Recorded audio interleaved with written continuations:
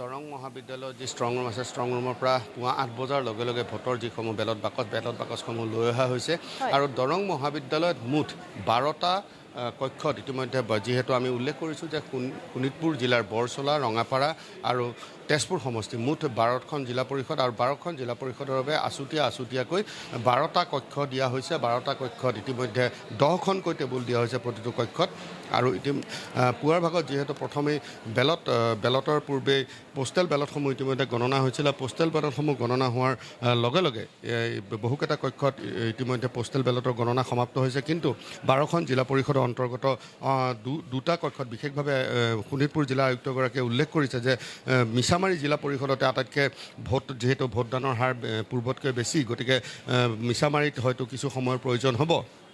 এইক্ষেত্ৰত আমি উল্লেখ কৰিব বিচাৰিছোঁ যে শোণিতপুৰ জিলাৰ শোণিতপুৰ জিলাত মুঠ 41গৰাকী জিলা পৰিষদৰ 41টা পদ জিলা পৰিষদৰ আৰু ইয়াৰে এপি মেম্বাৰৰ হৈছে 155 আৰু গাঁও পঞ্চায়তৰ যি সদস্যৰ বাবে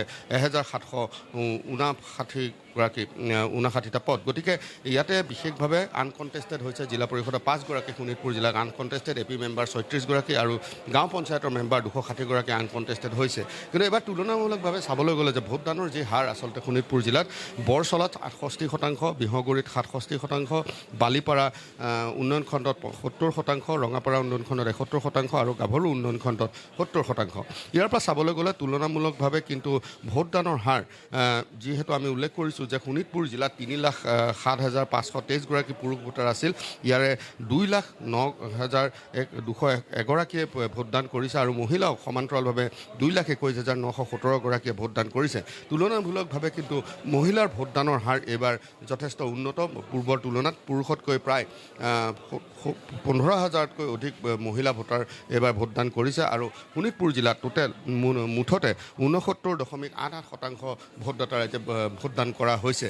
গতিকে আৰু কিছু সময়ৰ হয়তো প্ৰয়োজন হ'ব আৰু ইতিমধ্যে শোণিতপুৰ জিলা আয়ুক্তগৰাকীক সাক্ষাৎ কৰোঁতে কৈছে যে ওৰে নিশা হয়তো আজি এই ভোটৰ যি গণনা সেই ভোটৰ গণনা ওৰে নিশা হয়তো চলিব আৰু কিছু যিহেতু প্ৰথম ভোটৰ বাকচ খুলিছে, এতিয়ালৈকে ভোট গণনা আৰম্ভ হোৱা নাই। যিসমূহ ভোটৰ যি বেলট কাকত, সেই বেলট কাকতসমূহ ইতিমধ্যে নিজ স্থানত তেওঁলোকে যিসকলক দায়িত্ব দিয়া হৈছে, দায়িত্বত প্ৰদান কৰা লোকসকলে ব্যক্তিসকলে যিসকলক ইয়াত এই ভোট গণনাৰ দায়িত্ব প্ৰদান কৰা হৈছে, তেওঁলোকে আছুতীয়াকৈ তেওঁলোকক যি বাকচ দিয়া হৈছে সেই বেলট পেপাৰসমূহ তেওঁলোকে চাফলিং কৰিছে। চাফলিং কৰাৰ পিছত গণনা কৰা হ'ব আৰু গণনাৰ হয়তো কিছু সময়ৰ আৰু কিছু প্ৰথম ৰাউণ্ডৰ হয়তো গণনা শেষ কৰিবলৈ হয়তো আৰু 1-1.5 ঘণ্টা সময়ৰ প্ৰয়োজন হ'ব।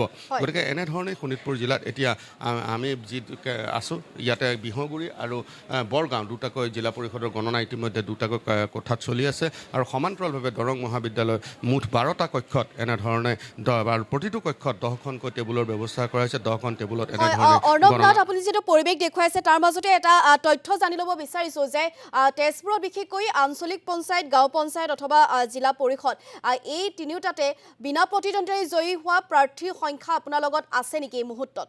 অৰ্ণৱ।